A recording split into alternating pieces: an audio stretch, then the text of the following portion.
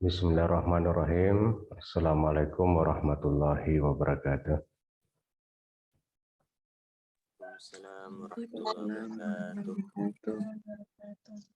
Alhamdulillahirabbil alamin wa bihi nasta'inu ala umuri dunya waddin. Wassalatu wassalamu ala Rasulillah wa ala alihi wa sahbihi ajma'in, amma ba'du. Ananda semua yang saya banggakan, alhamdulillah pada pagi hari ini kita bisa memulai kuliah perdana perkuliahan atau mata kuliah filsafat pendidikan, meskipun secara virtual, tapi kita bisa bersua melalui forum ini, dan insya Allah niat dan ikhtiar kita bagian dari amalan yang baik dari sisi Allah Subhanahu wa Ta'ala. Salam dan taslim buat Nabiullah Muhammad Sallallahu Alaihi Wasallam sebagai suri teladan buat kita semua. Baiklah, Nanda semua,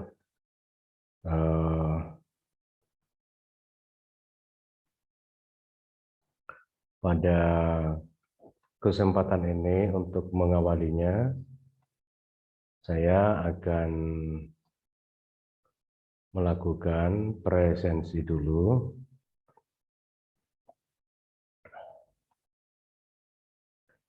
Ya, sambil saling mengenal untuk semua peserta. Yang pertama, Herman.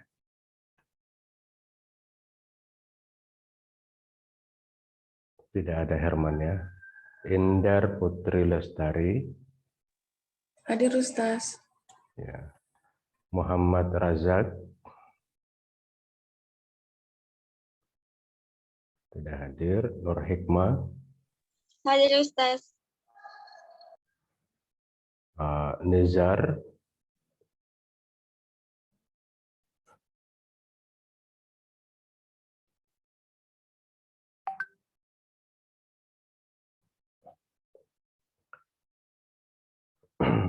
Andi Aksa. Hadir Ustaz. Ya. Ini karena terlalu panjang namanya ya. Nur Aini. Hadir Ustaz. Ya. Muhammad Syafi'i. Hadir Ustaz. Ainun Nur Adila.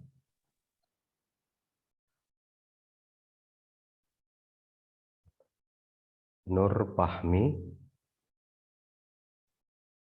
Jadi nganya Ustaz. Ya. Mubtihatur Rahmah. Hadir Ustaz. Mujtahida. Hadir Ustaz. Muhammad Ilham. Hadir Ustaz. Sarjana apa ini? Ilham? SF? Ya Ustaz. Apa kepanjangannya SF itu? Sudirman Firmawati. Oh ya. Saya kira sarjana filsafat ya. Amin amin. Muhammad Rahmat Alimin. Hadir Ustaz. Akmal Mahbub Basri. Hadir Ustaz. Ibu Megawati. Hadir Ustaz. Oh iya. Dila Fadliana Rahman. Hadir Ustaz. Rijal T. Hadir Ustaz. Oke. 14 yang hadir tidak tanpa keterangan, 4 orang ya. Jadi peserta semua 18 orang.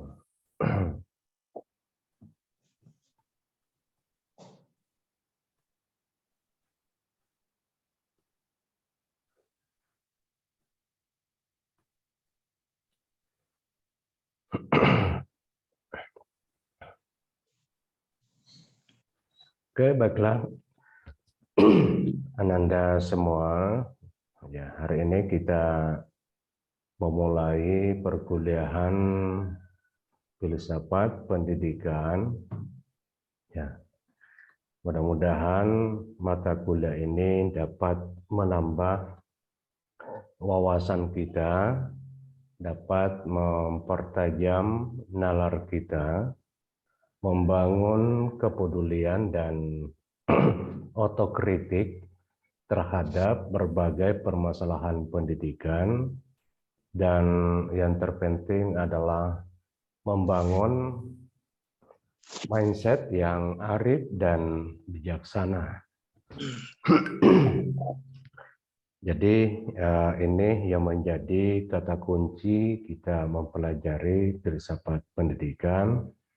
Jadi bukan hanya sekedar berpikir, bukan hanya sekedar memberikan otokritik, tapi tentu didasari oleh sikap atau karakter mindset yang arif dan bijaksana.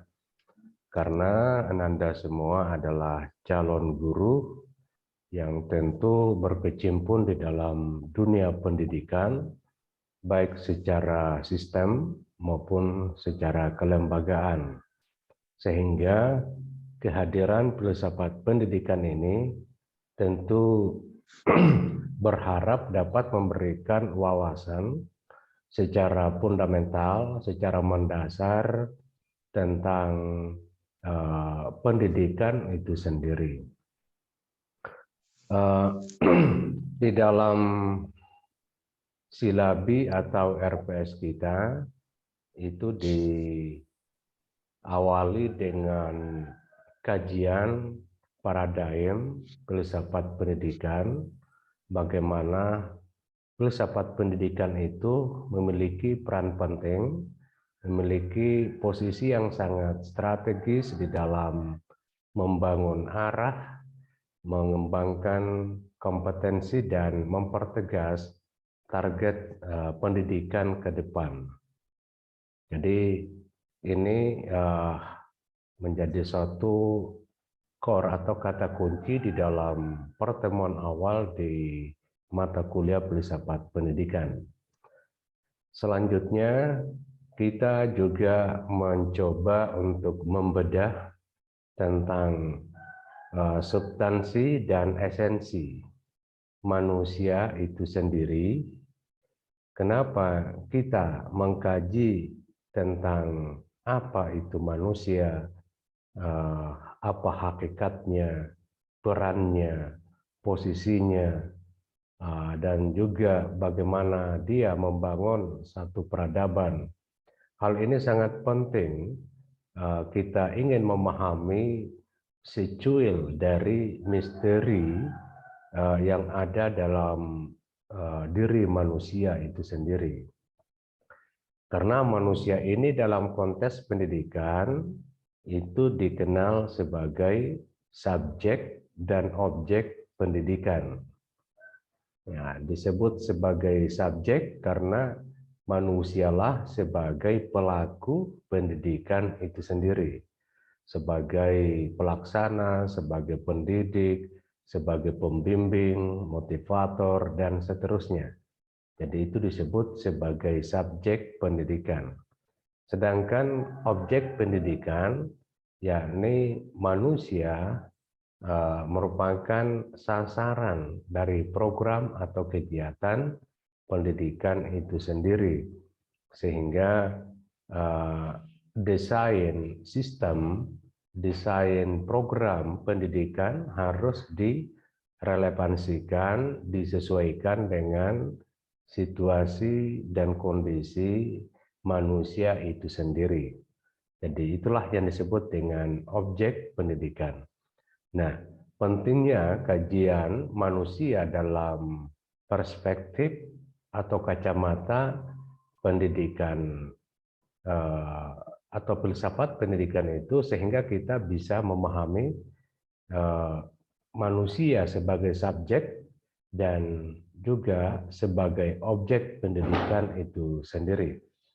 Nah, selanjutnya dari sisi itu kita akan melihat bagaimana hakikat dari pendidikan itu sendiri. Jadi hakikat pendidikan dalam konteks filsafat, pendidikan itu merupakan salah satu kajian keilmuan dalam berbagai disiplin ilmu yang tidak lepas dari sorotan filsafat. Jadi begitu banyak disiplin ilmu yang ada dalam belantara epistemologi atau peradaban, diantaranya adalah pendidikan. Nah, filsafat itu hadir mengkaji kembali pendidikan itu karena ada berbagai fenomena atau gejala yang sifatnya pendidikan ini cenderung merusak masa depan manusia. Jadi ada kesan seperti itu. Kadang pendidikan justru menumbuhkan budaya-budaya yang cenderung tidak selaras dengan karakter dasar manusia itu sendiri. Apalagi kalau dihubungkan dengan ajaran Islam. Jadi itulah kehadiran filsafat dalam dunia pendidikan ingin memberikan kritikan sekaligus sebagai solusi terhadap permasalahan-permasalahan yang ada di dalam pendidikan. Jadi pendidikan itu intinya adalah satu usaha sadar ya. Usaha sadar di sini yang dimaksudkan yang terencana, yang terorganisasi, yang dilaksanakan berdasarkan perencanaan dan sekaligus evaluasi. Jadi itu kegiatan pendidikan yang dilakukan secara terencana. Dalam pendidikan ada dikenal trilogi pendidikan. Trilogi pendidikan itu ada di dalam keluarga, ada di sekolah maupun juga di masyarakat. Itu adalah trilogi pendidikan yang tentunya tidak terlepas dari sorotan filsafat dan menjadi satu kajian yang harus bersinergi, harus terbangun satu sama lain yang saling berhubungan dan saling mendukung kegiatan pendidikan. Keberhasilan pendidikan di sekolah itu dipengaruhi oleh keberhasilan pendidikan di dalam keluarga. Begitu juga dengan pendidikan di masyarakat. Kemudian kita juga akan membahas tentang hakikat Islam. Seperti apa Islam itu yang perlu dipahami, perlu didalami, yang tentu kaitannya dengan filsafat pendidikan. Jadi ini juga kajian yang cukup menarik, ingin membedah melihat Islam sebagai agama, Islam sebagai sumber hukum, atau Islam sebagai sumber ilmu. Jadi ini sangat menarik ya kalau kita ingin membedah secara filosofis tentang Islam itu. Kita bisa melihat Islam sebagai sumber ilmu, ya tentu di sini akan melahirkan berbagai nuansa pemikiran yang sifatnya ada ontologi, epistemologi, dan aksiologi ya, atau yang disebut dengan istilah lain, yakni Islam material, Islam formal ya. Jadi cara berpikir yang formal dan cara berpikir yang material. Islam itu ada dua ya sumbernya ya. Nah, itu juga kita ingin melihat ada sumber normatif dan ada sumber historisnya. Nah, ini juga kita akan lihat di situ yang mana itu normatif, yang mana itu historisnya. Jadi Islam secara normatif itu bersumber dari kitab dasar ya, atau sumber utama di dalam Islam, yakni Al-Quran dan As-Sunnah. Itu yang bersifat qat'i ya, yang pasti, yang tidak berubah.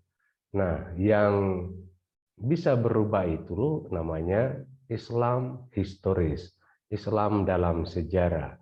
Jadi inilah Islam dalam sejarah, dalam konteks sejarah, seluruh interpretasi, tafsir dari Al-Quran dan As-Sunnah, itu yang disebut dengan sejarah.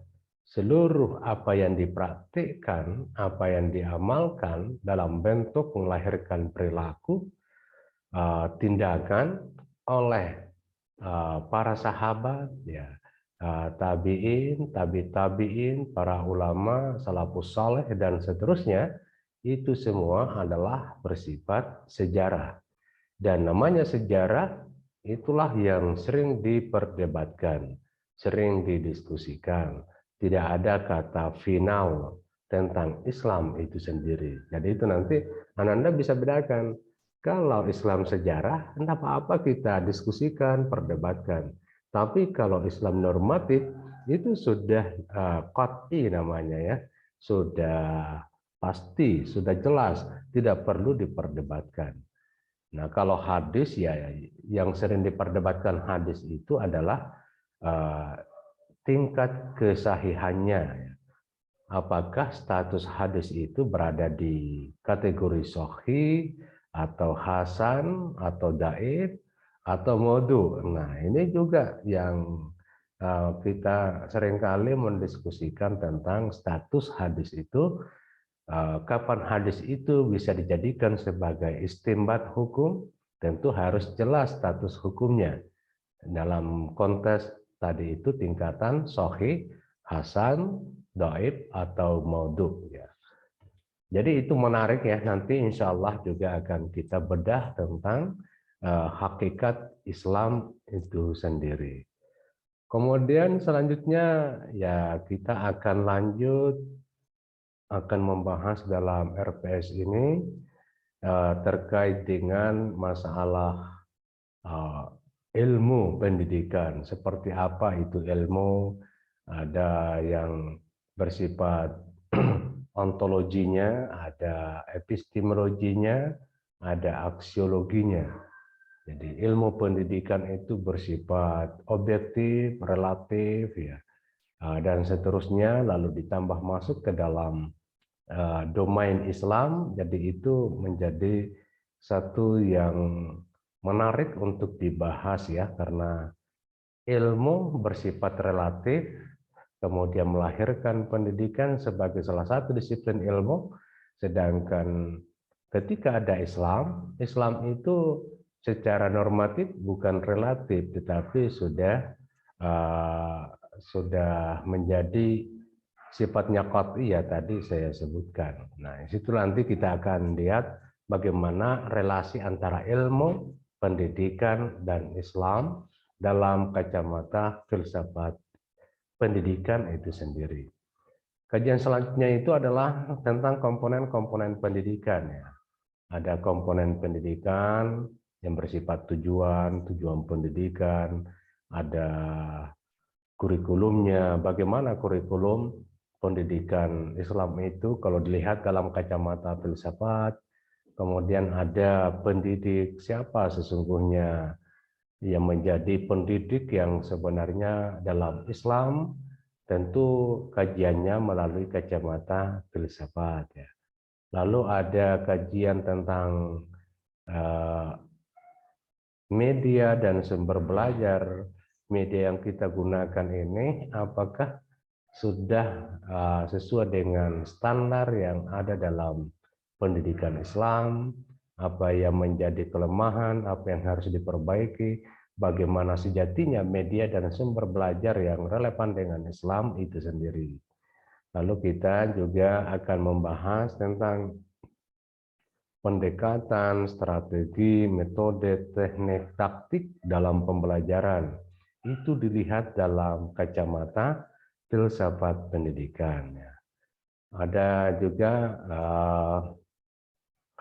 kajian tentang evaluasi pendidikan. Jadi apa itu fungsi evaluasi, apa yang menjadi bagian-bagian yang harus dievaluasi, apa targetnya, apa fungsinya, macam-macam. Apa yang digunakan di dalam evaluasi, ada istilah assessment tools, bagaimana caranya melakukan evaluasi, itu banyak yang bisa dilakukan.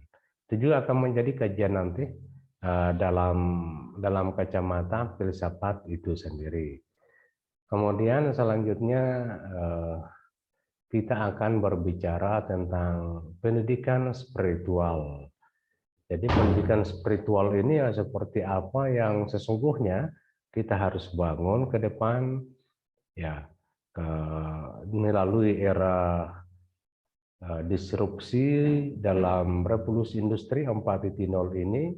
Banyak sekali gangguan, ya, banyak tantangan, banyak cobaan di dalam membangun nilai-nilai spiritualitas di dalam diri kita masing-masing.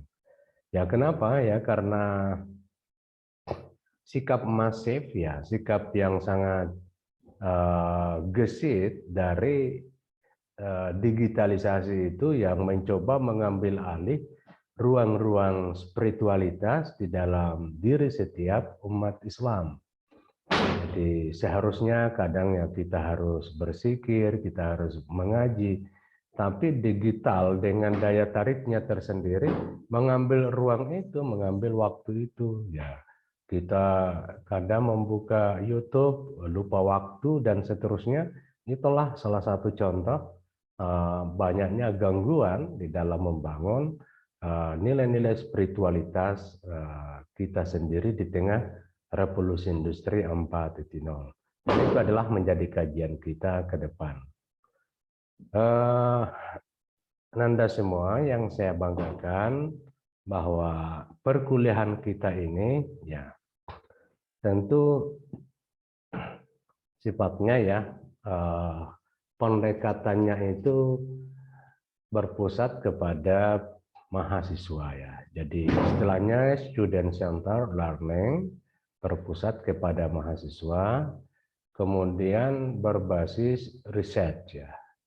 Jadi strateginya itu berbasis riset, yakni apa yang kita bahas nantinya itu dikaji lebih awal melalui penelitian. Jadi penelitiannya di sini karena wilayah filsafat itu adalah lebih menekankan kepada ranah membangun mindset, pola pikir, maka tentu arahnya adalah lebih ke library riset, ya, atau penelitian kepustakaan. Nah, ini sangat penting karena kita perlu banyak membangun wacana melalui dengan bacaan-bacaan yang representatif, ya, rujukan-rujukan yang relevan dan terupdate. Ini akan sangat membantu kita membangun mindset terkait dengan tema-tema nanti yang akan dibahas, dan tentunya melalui dengan strategi kooperatif, ya, yakni strategi berkelompok. Jadi nanti ketua rombelnya itu akan membagi kelompok dan sekaligus mendistribusikan tugasnya masing-masing. Insya Allah untuk kelompok 1 itu, ya, masuk di pertemuan yang kelima, ya. Jadi pertemuan kelima itu baru kita memulai diskusi, ya. Kalau di RPS itu di urutan keempat, ya. Jadi nanti pertemuan kedua baru dibahas tentang paradigma filsafat pendidikan. Jadi pertemuan pertama itu baru bersifat kontrak kuliah. Nah, Nanda semua yang saya banggakan, jadi penilaian atau perkuliahan kita ini kan istilahnya blended learning ya, atau pembelajaran blended jarak jauh. Jarak jauh di sini sifatnya 50-50, yakni offline dan online. Jadi kita akan offline ketika ya semuanya stabil, dalam arti mahasiswa ada semua di kampus, kemudian saya juga ada di sekitar kampus di Parepare maksudnya. Nanti kalau kondisi tertentu kita bisa lakukan secara online. Jadi kita awalnya bersedia atau mempersiapkan diri untuk kuliah secara offline. Jadi kondisi tertentu dilakukan secara online. Jadi itu kebijakan mulai dari pimpinan sampai ke dosen itu dilakukan blended learning. Jadi itu Nanda semua. Selanjutnya terkait dengan penilaian ya. Jadi penilaian ya tentu di sini saya harapkan kepada Nanda kehadiran itu sangat penting ya. Jadi ya kemarin banyak kritikan mulai dari mahasiswa S1 maupun di pasca itu kritikannya lumayan ya. Kenapa rendah nilai saya? Padahal itu nilai-nilai yang lain itu pada tinggi. Ternyata di kehadiran secara otomatis ada di Sisco itu memberikan nilai tersendiri. Jadi itu tinggi bobotnya ya kalau di penilaian kehadiran. Jadi jangan dianggap remeh tentang kehadiran. Makanya saya selalu mengawali dengan absensi agar ini bagian dari bentuk kesadaran, membangun kedisiplinan di dalam perkuliahan maupun di dalam konteks kegiatan pembelajaran di kampus ya. Jadi itu terkait dengan kehadiran itu sangat penting buat Ananda semua. Penilaian yang lain adalah tentu keaktifan ya, keaktifan di dalam berdiskusi, dalam bertanya, menyelesaikan tugasnya, itu semua adalah keaktifan. Ada penilaian karya ilmiah ya, tentu di sini karya ilmiah adalah makalahnya, tugasnya itu punya penilaian yang bagus ya. Kalau makalahnya bagus ya sesuai dengan kaidah makalah yang sebenarnya itu bisa kategorikan memiliki penilaian yang tinggi. Lalu ada pertanggungjawaban ya, pertanggungjawaban tentang makalah kita tentu dipresentasikan. Nah, di sini juga partisipasi kepada semua Ananda sangat penting untuk presentasi karya ilmiahnya, yang sampai pas tiba waktunya untuk presentasi tiba-tiba tidak hadir, nah ini kan repot ya. Jadi sekiranya misalnya kelompok 3 hari ini waktunya untuk presentasi ternyata tidak sempat karena ada halangan misalnya atau karena sakit dan seterusnya, maka bisa minta tolong kepada kelompok lain untuk digantikan presentasi untuk hari ini ya, supaya tidak kosong. Jadi Ananda semua ya silakan juga kompak kepada sesama temannya ya, bagaimana perkuliahan ini kita bersinergi semua ya. Jangan berpikir ingin saling berkompetisi secara negatif ya, saya harus tinggi nilaiku sedangkan yang lain biarlah rendah itu. Jadi tidak usahlah berpikir yang seperti itu. Kita harus memacu diri, pintar bersama-sama ya, sama-sama pintar, saling mendorong, karena itulah sesungguhnya hakikat di dalam Islam sebagai bentuk persaudaraan, kalbunya yasudduhu ba'duhu ba'dan. Jadi itu esensi dari silaturahmi dan persaudaraan di dalam Islam. Kemudian UTS dan UAS itu enggak usah dipusingi ya, enggak usah. Karena UTS dan UAS itu hanyalah merupakan refleksi dari atau ekspresi pemikiran mahasiswa ketika diberikan satu tantangan, diberikan satu soal seperti apa cara menyelesaikannya. Jadi tidak usah dipusingi, bisa dibuka buku atau Google ya silakan itu ya. Tapi itu tentu soalnya agak sedikit menantang ya. Tentu menantangnya di sini adalah menggunakan potensi nalar mahasiswa masing-masing. Tidak mengandalkan contekan, tidak mengandalkan buku-buku atau Google ya, tapi mengandalkan dirinya sendiri, kemampuan nalarnya di dalam menyelesaikan satu perkara sesuai dengan soal yang diberikan. Jadi saya kira itu penjelasan singkat Anda semua. Kira-kira ada yang ingin ditanyakan? Silakan.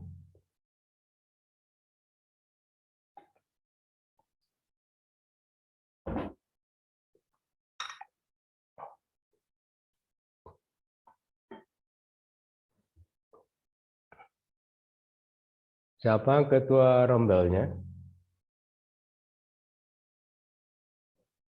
Sapi Ustaz. Muhammad Syafi'i. Yang mana Muhammad Syafi'i?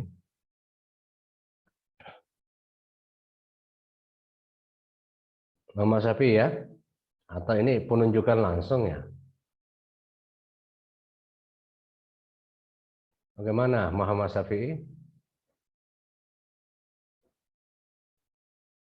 Hadir Ustaz. Ya, siap ya? Iya Ustaz. Masya Allah ini luar biasa nih Muhammad Syafi'i.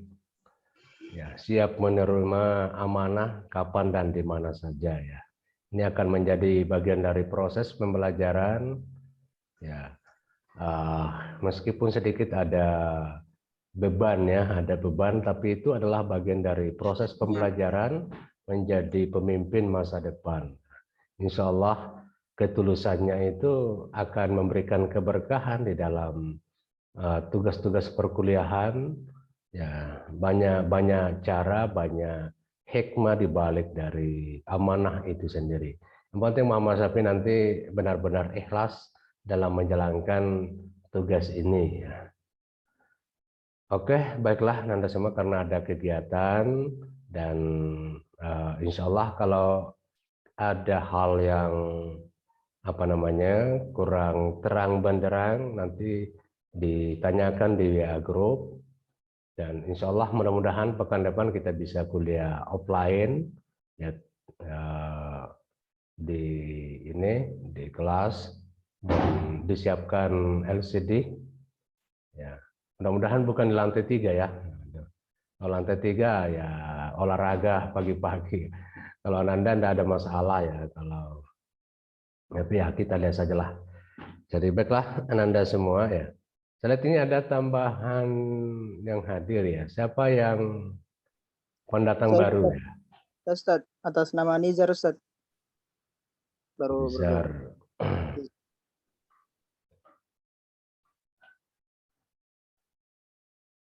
Oke, Nizar. Siapa lagi?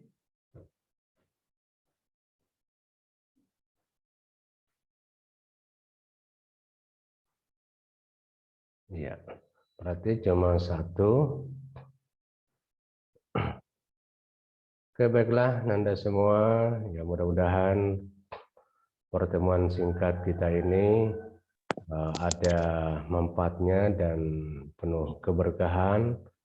Insya Allah pekan depan kita bisa lanjutkan melalui kuliah offline, dan mohon maaf jika ada hal yang kurang berkenan, dan kita akhiri dengan bersama-sama membaca kalimat hamdalah. Alhamdulillahirabbil alamin. Assalamualaikum warahmatullahi wabarakatuh. Waalaikumsalam warahmatullahi wabarakatuh.